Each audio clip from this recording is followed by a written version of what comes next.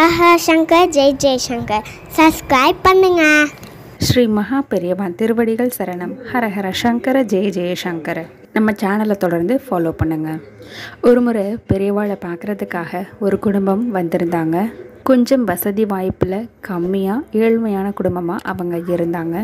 பெரியவாளை பார்த்துட்டு அவர்கிட்ட, பெரியவா எனக்கு கஷ்டம் மேலே கஷ்டம் வந்துகிட்டே இருக்குது, ஒருத்தர் போனால் ஒருத்தர் ஏதாவது ஒரு வியாதி வந்துகிட்டே இருக்குது, சம்பாதிக்கிற பணம் சுத்தமாக செலவே போயிடுது, வாழ்க்கையில் ஒரு முன்னேற்றம் அப்படின்றது எனக்கு இருக்க மாட்டேங்குதே, நான் என்ன பெரியவா பண்ணணும்னு கேட்குறாங்க. பெரியவா கொஞ்ச நேரம் அமைதியாக இருந்துட்டு, உனக்கு கிரகச்சாரம் சரியில்லை, உனக்கு மட்டும் இல்லை உன் குடும்பத்தில் சுற்றி கிரகச்சாரம் சரியாகவே இல்லை, பெரும்பாலும் எல்லாருக்கும் வரக்கூடிய பிரச்சனைகளுக்கு ஒரே காரணம் அப்படின்னா கிரக மாற்றம்தான்.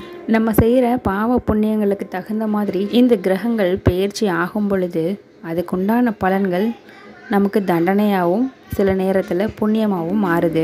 நீ பக்கத்தில் இருக்க கோவிலுக்கு போகும் பொழுது நவகிரகங்கள் இருந்ததுன்னா அந்த நவகிரகத்தை 9 முறை சுற்றி வந்து வழிபாடு பண்ணிகிட்டே வா தினமும். அதோட நான் ஒரு மந்திரம் சொல்கிறேன், அந்த மந்திரத்தை தினமும் தூங்க போகிறதுக்கு முன்னாடி சொல்லிட்டு படு. உனக்கு கிரக தோஷத்தினால வரக்கூடிய பிரச்சனை எல்லாமே கம்மியாகும் அப்படின்னு சொல்லி அற்புதமான ஒரு மந்திரத்தை சொல்லியிருக்காரு மகா பெரியவா. அந்த பக்தருக்கு மகா பெரியவா சொன்ன மந்திரம் நம்ம எல்லாருக்கும் பொதுவான மந்திரம்ங்க. நவகிரக தோஷத்தால் பாதிக்கப்பட்டிருக்கிறவங்க, தொடர்ந்து கஷ்டம் பிரச்சனை இந்த மாதிரி அவதிப்பட்டுருக்கிறவங்க, வாழ்க்கையில் முன்னேறணும்னு துடிக்கிற அத்தனை பேருமே இந்த மந்திரத்தை, மகா பெரியவாளால் சொல்லப்பட்ட இந்த மந்திரத்தை தினசரி தூங்குறதுக்கு முன்னாடி நம்ம சொல்லிட்டு படுக்கும் பொழுது நமக்கு இருக்கக்கூடிய அத்தனை தோஷங்களும் நீங்கும். ஓம் ஆதித்யாய ச சோமாய மங்களாய புதாய ச குரு சுக்ர சனிப்ய ச ராகவே கேதவே நமஹ.